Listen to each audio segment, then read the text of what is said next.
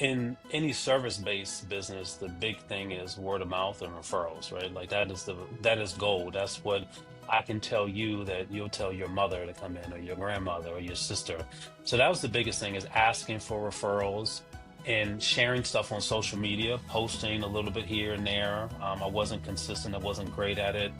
But then I joined the Howard Chamber of Commerce, and that helped a lot with the visibility with other business owners in the area. But mostly, I would say the biggest kind of mover was word of mouth, because at that time I had no concept about paid ads or how it worked, how to track it, any of that. It was just like, hey, here's a little thing. Can you give this to your friends, and give this to 5 of your friends who need a massage? And it worked out pretty well. Welcome to Do Small Business Like a Big Boss, where we explore the real stories, hard-earned lessons, and game-changing strategies of entrepreneurs who've moved beyond the side hustle and built businesses that scale with confidence. This show is proudly sponsored by Project Icon. I'm your host, Aisha Jorge Massengil, your small business legal guide. Let's dive in. Welcome back, bosses, for our latest edition of Do Small Business Like a Big Boss. Today, we have Stephen Conti, the founder and CEO of Tokar Spa and Tokar Sport, located in Columbia, Maryland. Welcome, Stephen. Welcome. Thank you. Thank you. Thank you. I do need to add also, we have a new division, Tokar Corporate Wellness. So that's the new one. We're still working on the name. It just doesn't flow. Tokar Spa, Tokar Sport, Tokar Corporate Wellness. It's shot. We're working on that. We're figuring out our branding on that. But so You still that's the workshopping. totality of it. Yeah, we're workshopping Okay, well, you keep workshopping that, and it. maybe the folks who listen to the episode will have some feedback for you, and they can hit you up. Please. I'm So open to all feedback. make sure you all hit Stephen up with that feedback. I'm really excited to have you here. I've admired for a long time all the work that you do in the Howard County community as a business owner, and just admiring your hustle, but also admiring the business that you've built. So I thought you would be a natural guest for the show. And I wanted to start by asking you, before Tokar Spa was even a twinkle in your eye, what did your life look like before you decided to make this leap? Funny enough, looking back at some journals from high school, I had it written down that I was going to own a spa. But this was kind of like an inverse order, right? Like the spa was going to be after my long career in marketing and comms, and I was retiring to the sunset of being a spa owner. And but to get there, I would say it's 2009, and at that time I was working as a marketing assistant for a law firm in DC. So I was making a trek into a big Am Law 500 firm. I was in the midst of everything that they had going on in the marketing side. So proposals, FPs, events, and entertainment. And I just kind of got to a point where I would wake up in the morning and just sit in the bed for like 20 minutes thinking about how much I didn't want to go in. Mm. And this was more than just a fleeting kind of feeling. This was like, man, I don't really want to do this. I don't want to put a suit on and take the train. And I didn't have the passion for that anymore. So I think that was more of like the breaking point, is when I just would literally sit up and just look and like, I do not want to do this anymore. But this was after I had my massage license or my massage training. So I went into massage training right after undergrad because I wanted to get it out the way. I didn't want to wait till, I got too busy with my career and I didn't have time to go into it. So that was a calculated decision to do it early. And then I said to myself, I'm sitting there, why am I doing this? Why am I making myself miserable when there's something I really enjoy doing? I had no idea how to monetize it, no idea what type of life that would look like. But it was time for a change. It was just really like, I don't want to feel like this anymore. I don't want to feel like I have this lack of purpose. I was great at my job. Don't get me wrong. I did fantastic, but it wasn't my passion. It wasn't something that like made me feel good about the work. It was like, I did the work and I was good at it, but I didn't feel good about it. I didn't feel like fulfilled. Like I felt great that I did a good job and I got good scores or whatever, but it wasn't like, man, I really made a difference with someone. Like, and that's what I feel when I do the work every day here. Like I'm really directly impacting someone with the work I'm doing. So that was a long-winded answer to say when that But breaking point I came, but do want to rewind that a little bit because I think maybe I missed a step. You were in high school or college and you had already thought about owning a spa. yes. And but you decided you were gonna do the training to get it out of the way, but decided to go into marketing. So how did you then find yourself in marketing instead of just going straight through to the massage? So I was not allowed to take a gap year. My parents said, absolutely not. You're going straight through. If you don't go straight through, you're not going to go and, you're going to lose interest for the education portion of it. So that was a pretty big thing in my household was you're going straight through college through high school. And if you go further, you go further. I always had an interest in touch through playing sports, like, getting stretched out by the trainers, getting, shakedowns or little body work. I'm like, man, that feels great. And I used to do it for some of my friends. And it's like, man, you're really good at this. And that kind of turned into like, hey, I enjoy doing this and I'm good at it. And I'm getting that confirmation feedback like, hey man, you have magic hands. So I even made in shop class little business cards that said, Steve's massage specials. Like I you mess around with it, but Mm. that was the genesis of it. I kind of had an idea because of just playing around with it and getting verbal feedback. But when I went to school, to college, specifically University of Maryland, I was in the business scholars program. So I started off in the business track and ended up in communication with marketing as a minor. So So then directly out of undergrad, I had already known at that point I wanted to pursue that as like more of a leisure kind of. I was thinking in my mind like this is something I want to kind of just enjoy and do later. So I went and finished school by 2006. I was with both the undergrad and the massage therapy training. August 2026, 2006, not 2026. 2006. Yeah, Yeah, because that in a would while. mean you're like a month Yeah, in. That would yeah, be concerning for yeah. all of your clients all of a All sudden right. that you're just a month into this. But you described something interesting because I know it is something that I experienced myself, that gnawing feeling. I remember when I was a very junior attorney, but I was at a spot. And every Sunday at 5 o'clock, I would start to get a knot in my stomach because my brain started pivoting to the next day. And I always just try to listen to those things inside of me. Like, what is that prodding? What is that telling you about where you're going to work every day? And so it sounds like you had a similar experience with the marketing, that it wasn't something you were not good at, but it wasn't necessarily your calling. Is that kind of Correct. accurate? I think that sums it up pretty well. Yeah, and so was there any kind of intermediate step that you took before deciding to go out on your own? Yes, I went to go work for a franchise while I was still working at the law firm. So I picked up work at a local franchise and I would get off the metro, speed up the street to the clinic, strip off my suit and tie, put on, khakis and a polo shirt and work from like 6 to 9 p.m. And I would do Mm, that a couple of days out of the week. And then after a while of doing that, I just said, I want to be here much more than I want to be there.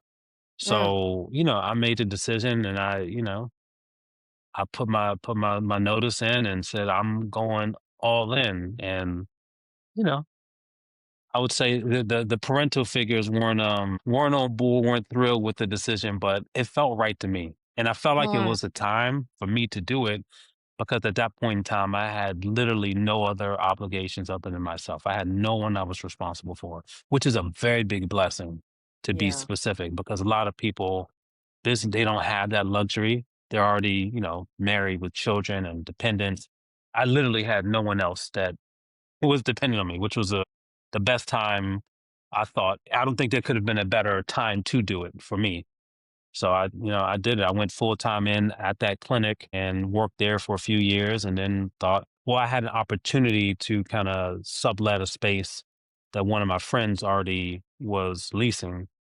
And he brought me on board and said, hey, would you be interested in taking over a room in this space?" And I said, "Sure." So I kind of split my time there a little bit with the franchise and then my own thing. And then at some point, I think 2009, no, 2012 is when I made the full cutoff, and it was only Tokar from that point forward. So tell me about those early days of Tokar, right? One of the things that we talk about on this show is like building it messy, and even building it scared. So, what were some of the first real steps that you took to begin your own thing? Man, I talking about building the plane in the air. I had no concept of what business was or what business needed to look like, or even what the goal of business really is as an owner. Just that I know I can do it better than what I was doing over here, and I get to do it on my own terms. So literally, no systems, no software really to back it up, no structure, no financing. This was all kind of, you know, I guess you could call it marketing. We jumped in on the Groupon era and just kind of worked like an insane amount of treatments to, build the bridge and get awareness. So it Mhm. did work in that effect, in that sense, but it was something I wouldn't wish on anyone else. I mean, we were talking about these were like $39 massages, like, and you're getting paid 15 from Groupon. It was pretty, it didn't make sense financially, but it was kind of Mhm. like figuring out, how do I attract people here that don't know I'm here, and how do I get started? And I figured if I can get started, I can get going. And that was the only thing I had in my head. It's like, I'm going to just do whatever I need to do to get people in the door. And then once they're here, I'm going to give them the absolute best experience they will ever had. And it's been working out well so far. So you just mentioned Groupon. One of the things I think new business owners struggle with is just the visibility, getting their name out there. What were some of the other things you did outside of Groupon to help get traffic into your business? Well, in any service-based business, the big thing is word of mouth and referrals, right? Like that is gold. That's what I can tell you that you'll tell your mother to come in, or your grandmother, or your sister. So that was the biggest thing, is asking for referrals and sharing stuff on social media, posting a little bit here and there. I wasn't consistent. I wasn't great at it. But then I joined the Howard Chamber of Commerce, and that helped a lot with the visibility with other business owners in the area. But mostly, I would say the biggest kind of mover was word of mouth, because at that time I had no concept about paid ads or how it worked, how to track it, any of that. It was just like, hey, here's a little thing. Can you give this to your friends? Let me give this to five of your friends who need a massage. And it worked out pretty well. So you just mentioned the Chamber of Commerce, and I know that you're involved in a number of different organizations, including Leadership Howard County. Can you just talk about how you found the chamber or any of those other organizations to be helpful to you, or maybe not helpful, and how has that helped you as a business owner get things going? Think the I joined the chamber, and for years I was just paying my dues. I had no idea how to utilize the chamber. And once I started understanding the connection between getting involved with the chamber, meaning getting on committees or even showing up to events, like, it's not just you join the chamber and business just starts flowing to you. You have to get to do the hard work of networking and meeting people, not pleading your case, but like letting them know you're here and available, and let people get to know you as a person, as someone that they or their organization will want to do business with. So I didn't have that concept in my head. I didn't really, for probably the first 4 or 5 years I was a chamber member, I just paid the dues, Mm, and I mm. literally did nothing with it. So kind of, you know, don't do that. If you if you join the chamber, go to the events, meet the people, network and talk, and you'll find that there's so much more than, just trying to pitch your services. Is you're really getting a sounding board as well, people who are going through the same experiences as you, and that people who have the scars that can help you avoid all of the problems and pitfalls they went through too. So that was the how I started finally using it, and it's really been helpful. Were there other organizations outside of the chamber that maybe helped you be a better business owner? For example, organizations that help you think about strategy or financing and, your brick and mortar. So even someone that helped you start to get leases and things like that. Where did you go for that kind of help? So again, to some degree of success, I did score the small Mm, business, I did small business administration, small council of retired executives, and got a mentor. That was somewhat helpful. It depends on, who you connected with. I would say the real acceleration started to happen after I did the Goldman Sachs K Small Business Program. That was a really big help because you're in a, a group environment or cohort with about 30, 32 other people that are on that same journey. But then within that cohort, you have businesses that are $200,000 annual revenue, and you have businesses that were 17 million. And you're in the mm, same room working on the same project with those folks. It's like, help? Like, how did you do that? Like, tell yeah. me how is this possible for someone who seems so accessible? Like, yeah, in my mind, I'm always thinking like, the big CEOs are like unaccessible, not down to earth people, but it's like, oh, like this is possible. So I would say that would probably the SCORE program initially, and then the 10K SB program was really, really helpful. But in between, I would say as well, I had a really good CPA that also connected me with a lot of different resources. And like, hey, yeah, you're not doing this right. Let me help you.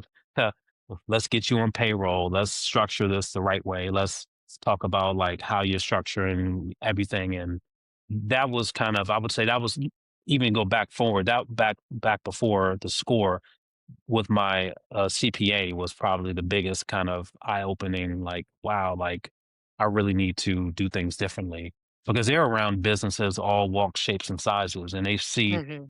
all of it and kind of see like, okay, here's where you are, and here's some things we need to clean up if you really want to make this successful. So anytime you talk about CPA makes me think numbers and I try not to seize up. But how were you able to approach funding for your business? Was it that as you were coming out of the marketing position and doing kind of the side massage that you were squirreling away money, or did you get more formal funding from banking sources? How did that go for you? It probably wasn't until about 10 years in that I actually went and sought after formal funding from an institution. Up until that point in time, my overhead was so low, my expenses were low, so I didn't need it per se. Well, I know that I did need it. That would have accelerated things a lot faster if I would have known, hey, this is sounds scary, but with the proper plan in place, this will help accelerate everything you're doing where you don't have to build everything brick by brick, piece by piece. So yeah, I would the first probably 7, 8, 10 years, it was just all whatever I had come in, I would use that to work on future plans or but then I did get formalized funding from my bank, and again, that helped a lot too. Helped with the acceleration, I would say, more so than anything. Yep. So, at what point did you think, hey, I need to start growing? And what were some of the strategies or systems you put into place to help you grow? Good, it's a good question. At the time, I had one treatment room, full use of that 7 days a week if I wanted. And I said, "Well, I'm working a lot. I have my schedule is busy from open to close, but I'm not really breaking past this level of revenue." It says, "So how then can I make better use of my time, knowing that massage therapists are, in a sense, like a professional athlete because you use your body to perform a service, but we're not paid like them, right? Hmm. So there's a limit to how, and I'll say that with a asterisk, there are therapists who practice 40, 50 years. On the whole, the burnout rate or the average career span of a massage therapist, I think, is 5 to 7 years, right? Like Mm, they don't have this longevity because it's a physically demanding occupation. So my ceiling was looking at, okay, well, how do I break past this point to make the number I want to make to live the life I want to live? And the only way to do that is a scale. And so the hmm. way I thought about it is, well, I need to have more space. I need to have more business come in. I can't have more business without more employees or more efficient sales strategies or more efficient revenue generating vehicles. So service is one thing, very labor dominant. Products are another thing. Education is another thing. So thinking about different ways to break past this particular ceiling. And that's kind of what really started all the chain of events and the different business lines that I'm working on. So, what were some of the qualities that you looked for when you thought about hiring your first employee? My first one was anyone who's available. To be honest, said, "Do you have a license and are you willing to work?" And that's been still a big struggle, I say, to this point in time, just finding um, the right person with the right fit. As I'm developing more of my managerial and leadership skills, I'm really now looking at fit. Before Mm. I was looking at availability because there's people who are available, but they're going to give you headaches along the entire way, which is going to make it not worth even bringing them on board. Now I'm looking at a fit. I'm looking at personality. I'm looking at willingness to learn, willingness to be coached, basically willingness to get on this program and on this train as we're going in this direction and kind of doing a temperature check. Like, where are you? What are your goals? If you're here to hustle and kind of just make a quick buck, this is not really the place for you. If you're interested in really developing relationships with your clients and long-term growth, then here we are. And here's how you get to, what you're looking for and here's how we benefit each other along the way. That's the conversation that's happening now, not, you know, how much pay is it, or that's not even the leading kind of conversation point. It's more about let's have a conversation so I can get to know who you are and see if this is worth our mutual time together. So, how tell me about the team today. How many folks do you have today, and how's that been working? So in the spa are six. We have six providers, one admin. With sport, we have 15. And with the corporate wellness, there's six. And a couple of the divisions share bodies, but that's general breakdown. But you said, how is it working with the team I have now? That was the question. Yes.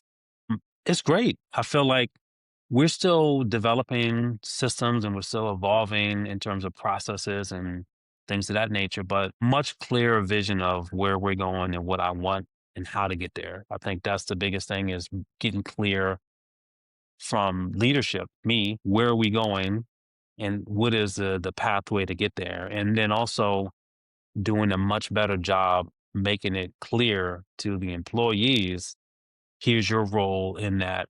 And here's how we all get there together and kind of like, I guess, selling them to some degree on this is not all about me and all about me just, Uncle Scrooging and just laying on a vault of money, laughing and joking.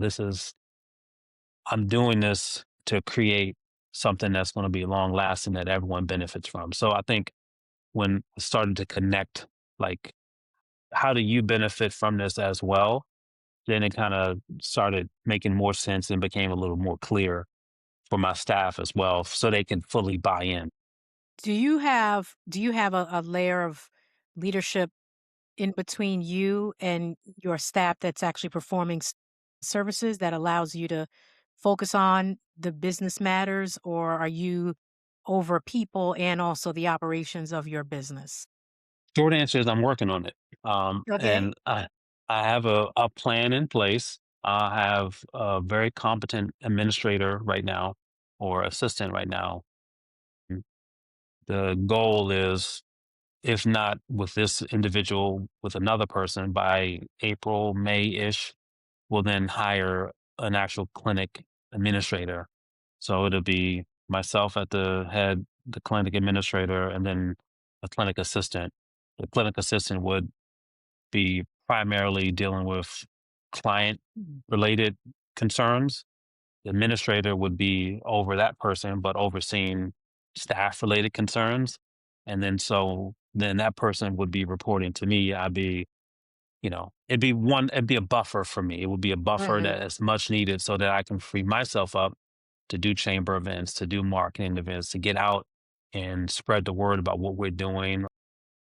even our community-based program. We have and you heard me talk about this at Sherm about our Healing for Healers program, how we're giving Mhm. out free massages for need-based people in the community that are dealing with loved ones with Alzheimer's, Parkinson's, dementia, like taking time to get the word out and go and meet people, talk to people, and like spread the word is really business development. In short, is really where I want to spend my time. Business development and marketing, Yeah. but I can't do that until I actually hire myself fully out of the clinic, and I'm transitioning there, but we're not there yet. But there's a plan in place, and it's progressing. So Yeah. Yeah. So to that vein, how do you protect your energy, right? While you're in this in between stage where you may still be providing some services, but have to be out there marketing and, you know, meeting and greeting and all that good stuff.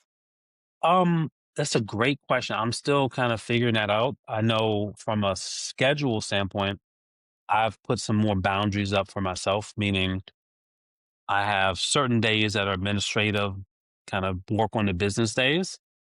Not working weekends anymore, so now I have more time to invest in my family. So trying to make sure at home is happy. So, Hmm. my family constituents, my wife and my daughter are happy. So I'm trying to put boundaries up to shut this laptop off when I'm at home and pick it up when Mm, I'm back in as best I can. But eventually, what it would look like is I have to continue to have more staff, more competent staff, people that are retaining their clients, people who are doing a really good job, and that are also my current clients are comfortable with seeing. So then I can slowly work my way out of, and this is not an immediate goal for anyone listening, so it's going to take some time, but I still want to massage, but I really do want to focus more of my time on the marketing and the business development. Hiring service staff, professional staff as a buffer for me to kind of protect my time. So, I don't have to respond to a text message or email at 9 p.m. and say, hey, I need to cancel my appointment. mm. Don't don't want it to sound arrogant, but that's not something that the owner should be focusing on at 9 p.m. at night. That should be something that someone else's responsibility. Yeah, I don't. In my view, it's not arrogance at all.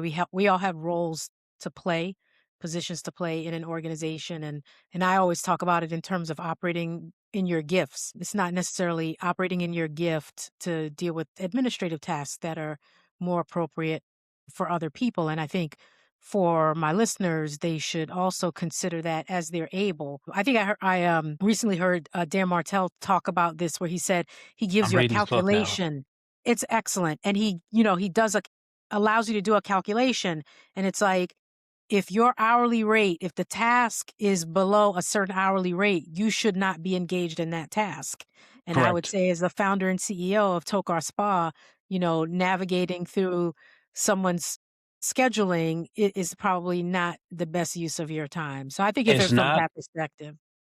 it's not, but historically and where I've been so far, it has been part of my experience. But that's again, this education for my clients to know, hey, I have X person available now. Message them. You're good. Or, So or, you know, but that's a huge point that I wanna get your perspective on, right?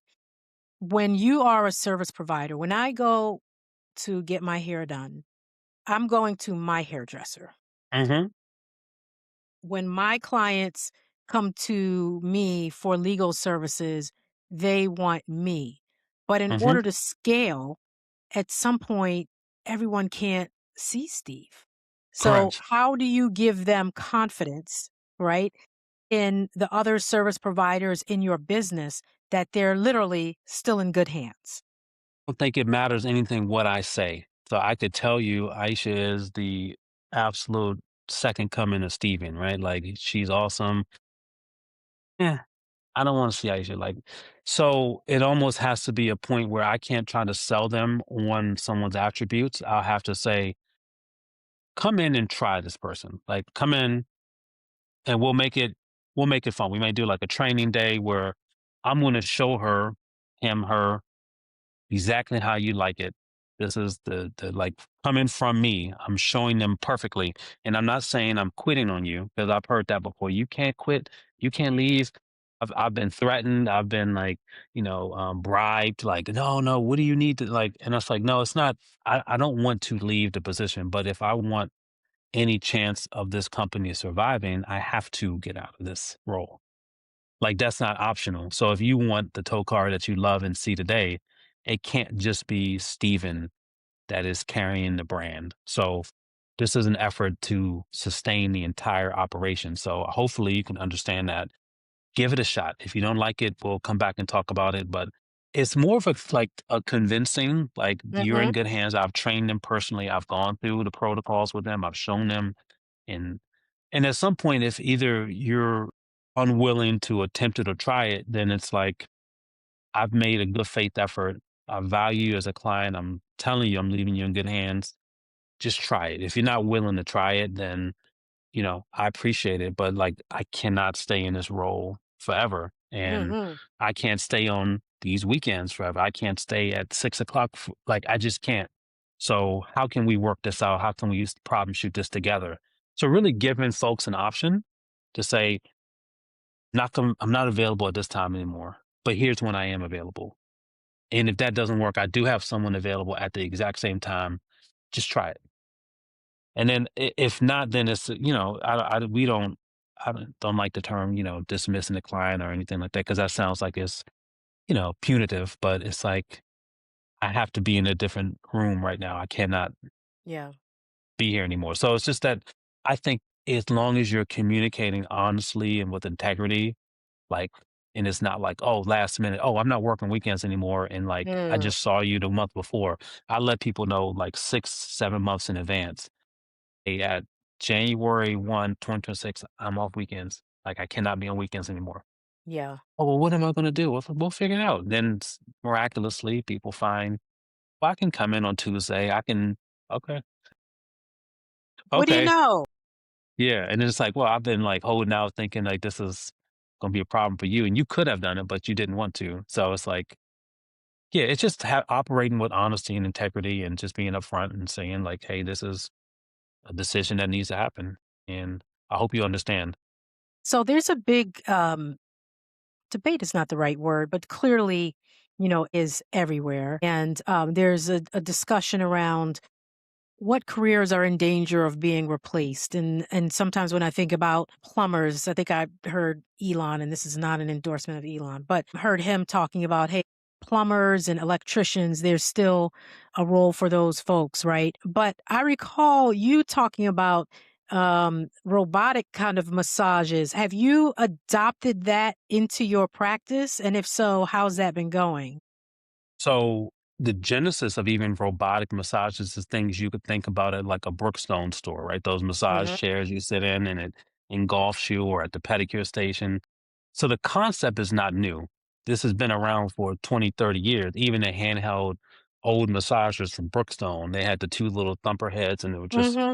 so we utilize more advanced technology like actual tech that like the NFL and MLB use with massage guns, um, electric cupping machines, you know, all kind of, we have masks in the spa that do temple and eye massage. So when you're face up, you don't have kind of a bright light experience. You're kind of getting some extra attention. I think those are great as an additive to the touch. Mm. They now I'll say this as well. There's a company in New York that has invented kind of a proprietary table. So it has these robotic arms. So you put on the bodysuit with sensors, you lay down in it, and it, Now, for a casual person at a particular price point, would that work? Sure. But I don't think that's what most people want. I think there's a certain market of people that would want that, like the people who go in the gym and want to lay down on a massage bed with the water jets. That kind of there's a market for people who are kind of casual. They don't really either value it or see the need for paying someone to do hands-on treatment. But I don't think I'm in terms of an industry that is going to be replaced by AI. I don't see it happening right now. I would say I think it would behoove everyone to understand its capabilities and figure out how you can utilize it to improve your business and how you can utilize it to make operations more efficient. How do you use these programs to help you?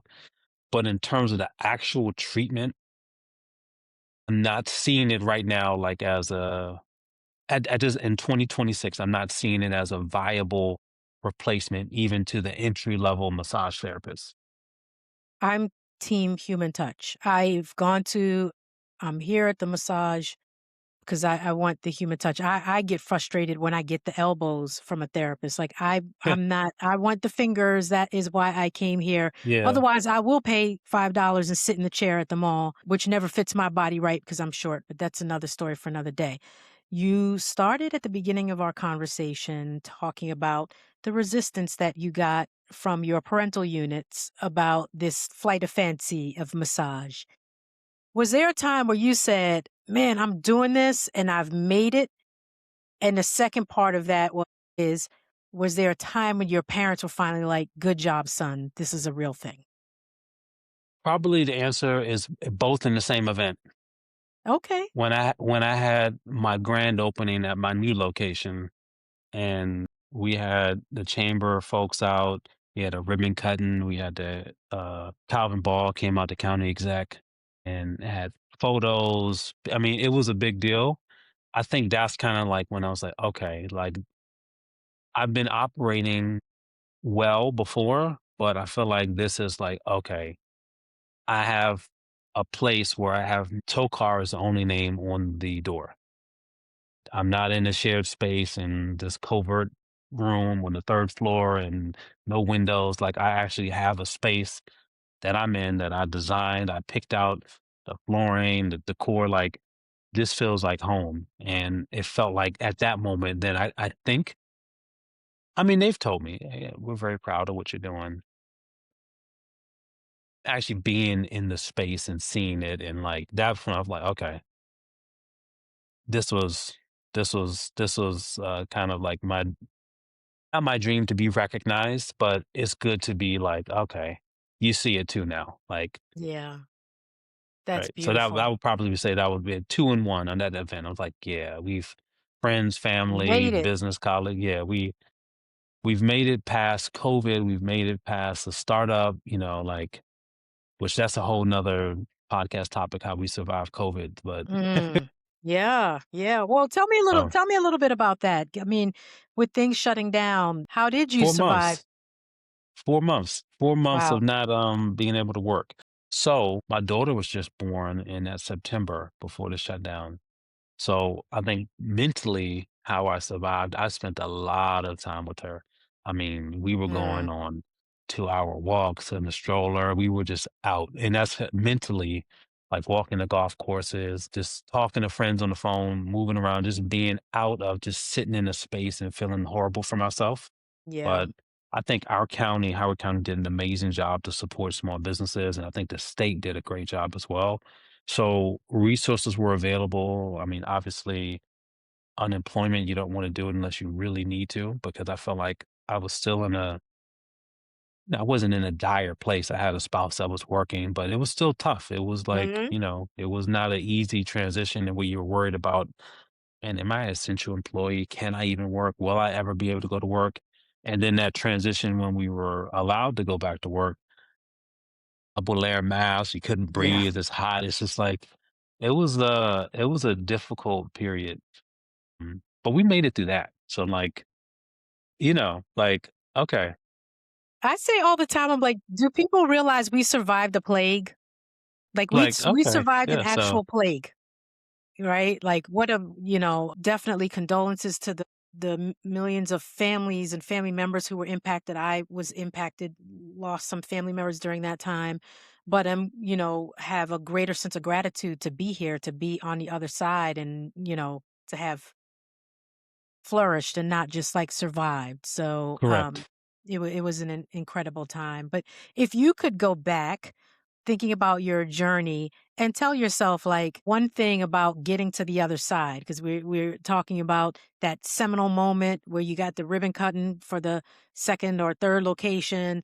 If there's something you go tell your younger self about how to think about the other side, what would it be? What piece of advice would you give your younger self about the process? Enjoy it. Like, none of it is quite guaranteed. I think that, you could put together the most well-laid plan and everything, you could hit a COVID, right? Like, Mm. so enjoy the process more. Like, enjoy the building and don't get as consumed with, I gotta have X in my bank account. I need this number. Obviously, goals are good to have. It gives you a place to reach for, to Mhm. set your standards against your KPIs. But enjoy the process. Get mentorship, and I would think that that maybe should be number one. Get mentorship and get competent mentorship. Like I said, I Right. work with the score, and it was just like, it was just the most vague kind of general. Well, you might want to like. It was no one that really would sit down with you and like really like spend some time. So find you, and you have to find it because I don't know if that program has been completely gutted because it doesn't.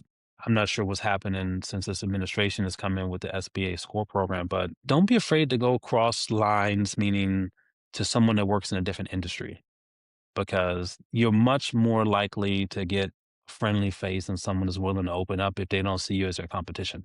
Mm. So go to a restaurant owner and say, "Hey, yeah, I see you have 5 locations. How did you do it? Like, can you walk me through it? Are you able to talk about it? Can I take you out to lunch or coffee and pick your brain?" Or, you know, a legal provider or a law firm. Like, how did you build this business? How on earth did you sustain yourself? I think seeking good mentorship and finding someone that's willing to have a good conversation with you and willing to share is important. I don't quite know, like, is there any resource that gives you these great built-in people? But I think you have to be active and looking for someone. Mhm. But then just enjoy the process and stop every now and again. We had a journaling kind of exercise that was brought to our attention in like at the 10K SB program. It's like literally like document everything that has happened in this year and do a recap, and then like literally look at all the things that you did, all the things that you accomplished, all the things that have gone right, and kind of focus on that and like take some time to take some inventory of that and be proud of yourself because it's not an easy journey. Not everyone's going to understand it. Not the people that are closer to you aren't going to be on board. And it can be lonely at times, but if it's in your heart, if it's tugging at you, or something you're passionate about, and something that feeds you, not just food wise, but like gives you like juice. I love being around people, and I don't think I could survive being in the house working from home. Like that's just not Mm. my energy. Mm. Get doing as long as you're doing something that's feeding you your soul. Like I think that is important. I think that's kind of a starting point to kind of start with. That's so important. I think of it in the context of all we're so programmed to think about how far we have to go that we don't take a pause to look back about how far we've come. And I do that in something as simple as when I'm walking my dog and I'm like in Meadowbrook Park and it's just like, oh my goodness, there's so much further. No, you look back, you're like, man, I've come a long way. And I think Mel Robbins even has an exercise that she suggests people do at the end of the year where you look through your pictures as kind of like a refresher for you about all the things that have happened and the things that you've done. Because we're such grinders, I think, as a nation. We just always think about what's next and how much more do we still have to go? But it's like, man, you have to just pause and clap for yourself sometimes. It's like clap for your Yeah, damn no, self and literally, say, yeah. Like "This is what we've done. Look at this. Look how far we've come. Man, this is amazing." what's actually cool about that, a lot of my clients have been with me from that Groupon era, Mm. and they're the ones like sitting in this position to say, "Dude, you know how far you've come? Like how proud I am. Like do you realize like everything that you said you were going to do, you've done everything that Right. you've attempted to do, you've progressed to it." And it's like seeing those people from 12 years back, like, man, you're right. Like I was kind of grinding out of a one-room place and like, yeah. So take some time. You're right. That is a good reflective point. Take some time and look back and say, you know what? Yeah. Clap it Okay. up. It's all right. Clap it up. Clap it up. Okay, gonna get you out here with this. I ask all my guests this question. When you hear the phrase, do small business like a big boss, what does it mean to you? I would say it means really use your systems to propel yourself. Like really dive into systems that will help you elevate yourself. Don't try to do all of it on your own. Seek out systems and perfect those systems in order to grow. Because in my mind, a big boss is not someone who's in the kitchen, chopping up the celery. They're a person that is steering the ship. Hey, here's where we are. This is where this organization needs to go. Here's a strategy, and we're going to implement it downhill. And you guys are going to be responsible for implementing it. But I need the space and time to be motivated, to be filled with energy, to kind of figure out where we're going and how to navigate this kind of operation from the front. So as a small business, you don't necessarily have the resources that these Fortune 500 companies have. So you have to utilize systems and utilize your time very, very well in order to kind of get out of the mud. I guess I'm sure there's a better word of saying it, but you know, to elevate yourself so that you Yeah. can be the leader that your business needs you to be and not, reactive. You need to be planning and proactive. Awesome. Stephen, where can the people find you? Well, if you are in Howard County, you can find me at Tokar Spa, located at 10630 Little Patuxent Parkway. We're right by the mall. We are an appointment only spa. However, you can send a message to my office assistant. You can find us on social media, www.tokarspa.com. You can book an appointment there. If you need a consultation, feel free to call. We're happy to help. But we are looking forward to seeing you, meeting you, serving the good folks of Howard County and the Baltimore region alike. Awesome. Thank you so much for your time today, for your wisdom and all the gems you've dropped. And for my bosses out there, remember, you can build that dream messy, you can build it scared, but just don't build it small. Thank you for your time today. Thank you. I appreciate it.